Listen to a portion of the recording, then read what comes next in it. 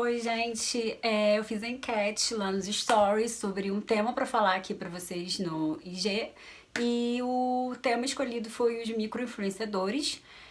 A maioria votou e hoje eu vim aqui para falar um pouco sobre esse tema. Eu até fiz uma postagem esses dias no feed, mas hoje eu vou explicar melhor aqui no vídeo como é que funciona essa dinâmica desse fenômeno, né? Porque assim, é um fenômeno realmente essa questão de macro e micro influenciadores e principalmente dos micro influenciadores, que é uma questão mesmo bem curiosa, assim, a forma como é que isso criou um poder e hoje em dia o poder meio que saiu da mão dos macro influenciadores e as marcas estão mais interessadas nos micro influenciadores. Então eu vou explicar um pouco para vocês como é que isso funciona. Pra gente entender melhor isso, a gente vai ter que dar um passo, a gente vai voltar e eu vou explicar pra vocês como é que surgiram os macro-influenciadores e como é que funciona toda essa dinâmica até chegar nos dias de hoje com essa questão dos micro-influenciadores.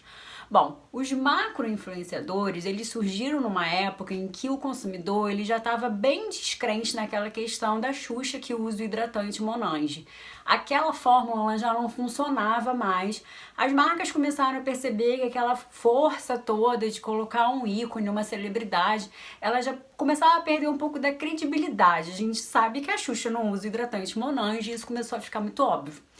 E na mesma época teve um boom muito grande de youtubers e blogueiras e toda essa galera que era uma galera muito vida real. E esse pessoal falava muito diretamente com o seu público, eles se relacionavam diretamente com o público e as marcas começaram a olhar com outros olhos para esse pessoal. E aí eles começaram a ver que valia muito mais a pena injetar dinheiro numa menina que era uma blogueira e tinha um monte de seguidores e ela se comunicava ali diretamente com eles. Ela tinha um poder de influência sobre eles, porque os seguidores admiravam e tal. E para as marcas passou a ser mais interessante investir nessas pessoas. E aí foi feita todo aquele boom, que foi justamente a época em que todas as blogueiras começaram a fazer a publicidade, o public post e tal. Foi aquele boom que todo mundo sabe, todo mundo viu isso acontecer, vivenciou, nós somos a geração que vivemos isso, a gente viu isso acontecer. Foi bacana porque mudou um pouco a forma de fazer publicidade. Aquela blogueira que falava tão diretamente com a gente, ela passou a vender um produto. Então a gente acreditava no que ela falava, porque não era a Xuxa do hidratante Monange, era aquela blogueira que postava o look do dia e ela era igual a gente e tal. Então a gente começou a acreditar muito.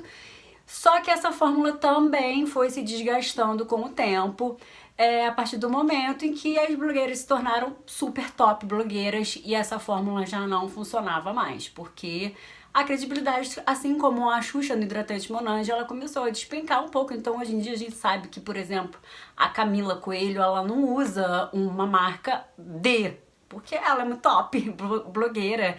Então, assim, quando ela faz uma publicidade dessa, a gente já não acredita mais. A gente já sabe que ali tem uma coisa diferente. A gente sabe que ali tem uma publicidade propriamente dita. E no meio disso tudo, que as marcas começaram a também ver que essa fórmula estava começando a ficar desgastada, de outro lado, surgiu uma questão das marcas que não tinham grana para investir nessas tops blogueiras, nesses top influenciadores. Eles não tinham dinheiro para isso.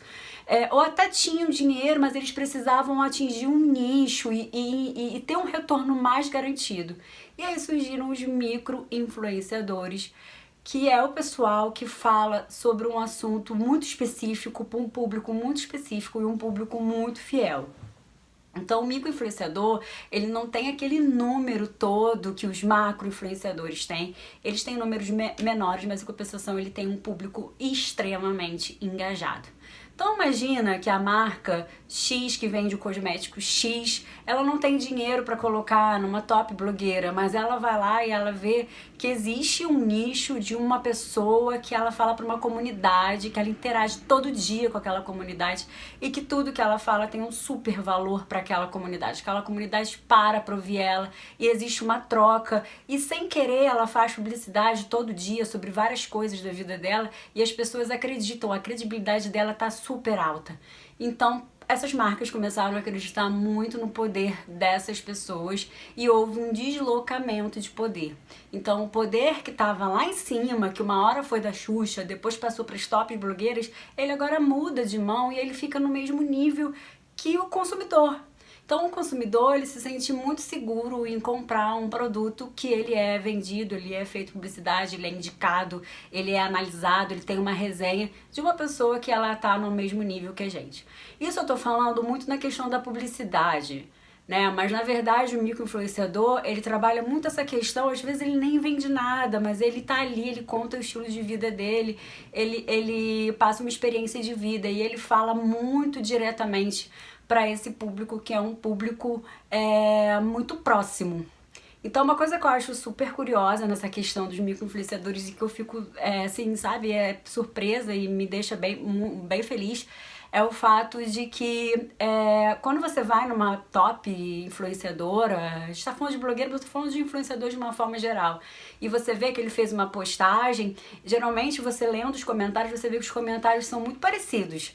Nossa, que lindo, você é linda. E quando você vai num micro-influenciador, existe uma troca, as pessoas conversam, a pessoa ela é mais acessível. E isso é maravilhoso, porque assim, a gente caminha muito para isso, a gente busca uma internet mais orgânica, mais verdadeira, e você vê isso, é muito legal. E todo mundo, assim, pode ser um micro-influenciador a partir do momento em que você cria uma verdade, em que você fala com propriedade, você fala com verdade, em que você não tá vendendo o tempo todo, que você tem o seu público ali bacana, engajado, interessado. Relacionamento, a gente está falando de relacionamento e ser um micro-influenciador, ele requer esse relacionamento. Então, quanto mais relacionamento para quem quer ser ou para quem é e não sabe se é ou quer melhorar, eu só tenho uma palavra a dizer que é relacionamento. É você se relacionar cada vez mais com o seu público e ser cada vez mais verdadeiro e cada vez mais orgânico. As marcas estão prezando por isso. E o público preza por isso, então é um casamento perfeito. A marca quer, o público quer e você tá ali, você é a pessoa certa na hora certa. Então, assim, os micro-influenciadores com certeza são uma tendência de mercado forte, tá cada vez melhor, e a gente não sabe, é um ciclo, né? Então, assim, o micro uma hora vai virar macro ou não, mas pode ser que ele vire, e esse deslocamento de poder de influência, ele vai acontecendo toda hora. Cada hora a gente vê que a influência ela vai passando de mão em mão. E a gente está vivendo num mundo bem democrático. Então, assim, você tá atrás da sua mesinha, do seu computador, na sua casa, dona de casa, é estudante, tem dinheiro, não tem dinheiro, é muito, muito democrático. Você pode, em algum momento, estar influenciando as pessoas e trazendo o bem e dissipando alguma coisa, alguma verdade.